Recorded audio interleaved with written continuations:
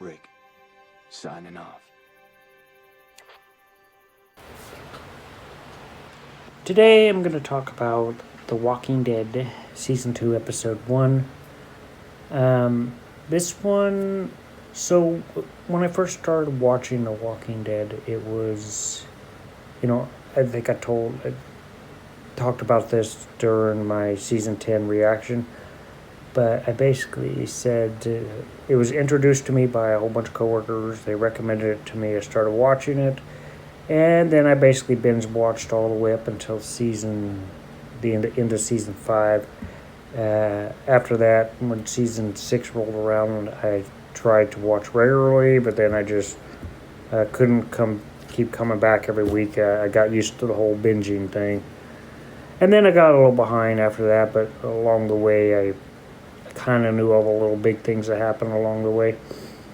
But season 2 started, and I knew that I'm not really going to go to season 2 as a whole, but a lot of people didn't like it. But I thought it was a good character based season, since we only had 6 episodes in season 1. So I knew that in those 6 episodes, there wasn't really a lot of time for major character development, so I figured that going into season 2, it was going to be based on more character development. You're thrown the story, the basic story, and we don't really know a lot about these characters yet. And I think that season 2, they wanted to have a more character-driven season, and I think they did that on purpose because we didn't really know most of the characters other than Rick and his family. He woke up from his coma, found his family, and they got the hell out of there. That pretty much summarizes the end of season 1. And the only thing that kind of carries through is what did Jenner say to Rick? The CDC was a dead end. I met a man there. A scientist. He told me something. He told me it doesn't matter. What matters is we're moving on. And they're basically just out there on the road. So they're out there on the road, and the RV has problems, and they get stuck. And then they see a whole bunch of walkers coming their way, and it kind of divides the group.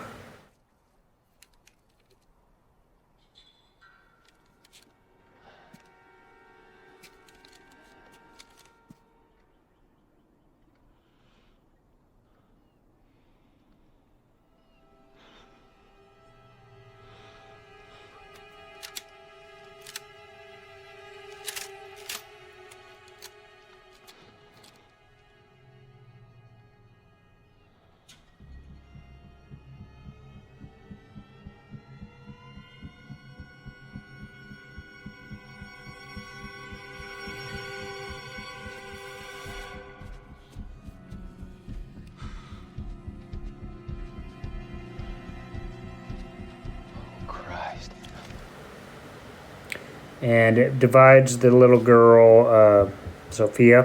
She runs off, and once the zombies clear up, they go out and look for Sophia.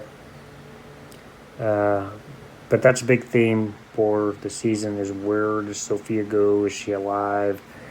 A big theme for this season. The only other thing that was really covered in this episode was the what happened at the end with Andrea and Deb. I know you're angry at me. That much is clear. But if I hadn't done what I did, you'd be dead now. Jenner gave us an option. I chose to stay. You chose suicide. So what's that to you? You barely know me. I know Amy's death devastated Keep her out of this.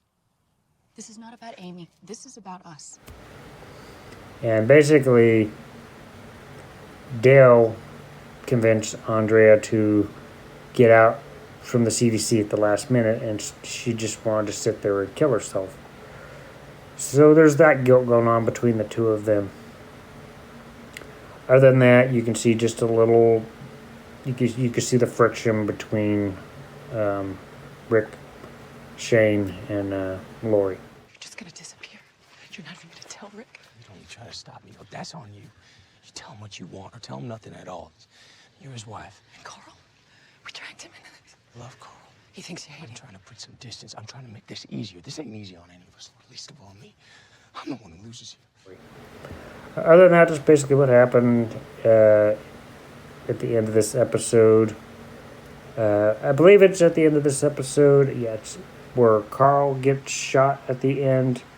Because the next episode, we're dealing with the stories of, Herschel and the farm.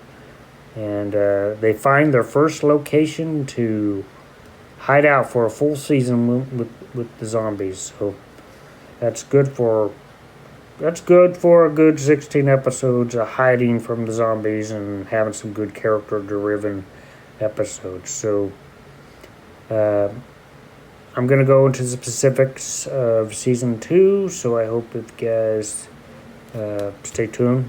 And like always, you can go to my Patreon. You can get the extended version of this review. Other than that, stay tuned for more. Hit the like button, hit the subscribe button, and I'll see you guys in future reactions and reviews.